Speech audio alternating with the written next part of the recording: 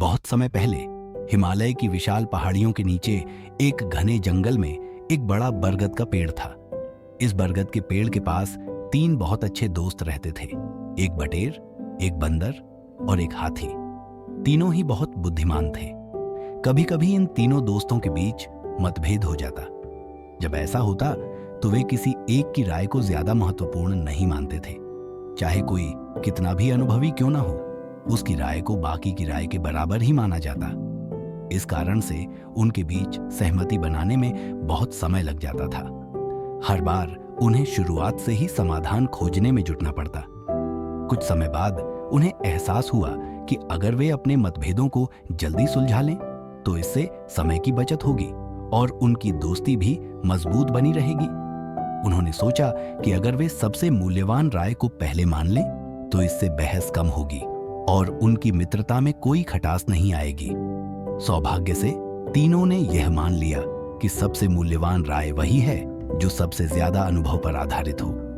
उन्होंने तय किया कि सबसे ज्यादा सम्मान और प्राथमिकता उसी की राय को मिलेगी जो सबसे बुजुर्ग होगा। केवल तभी अन्य की राय पर विचार किया जाएगा जब सबसे बुजुर्ग की राय स्पष्ट रूप से गलत हो। लेकिन समस्या यह थी कि हाथी, बंदर और बटेर में से कोई नहीं जानता था कि उनमें से सबसे पुराना कौन है। चूंकि यह वह समय था जब बुजुर्गों का विशेष सम्मान नहीं किया जाता था, इसलिए उन्हें अपनी उम्र या जन्मदिन याद रखने की जरूरत महसूस नहीं हुई थी। एक दिन जब वे तीनों बरगद के बड़े पेड़ की छांव में आराम कर रहे थे तो बटेर और बंदर ने हाथी से पूछा, तुम्हें जितना याद हो उस हिसाब से यह बरगद का पेड़ कितना बड़ा था? हाथी ने जवाब दिया, मुझे यह पेड़ बहुत समय से याद है।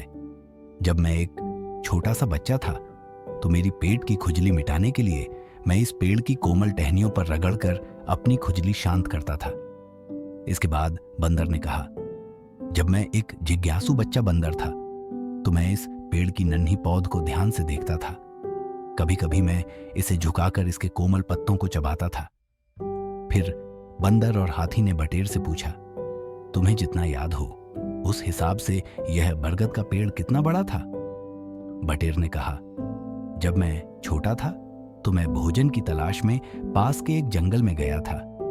वहां एक बहुत पुराना बरगद का पेड़ था जिसमें ढेर सारे पके हुए फल लगे थे। मैंने उन फलों को खाया और अगले दिन मैं यहीं इस जगह पर खड़ा था। यहीं पर मैंने बीजों को गिरा दिया और उन्हीं बीजों से यह बरगद का पेड़ उगा।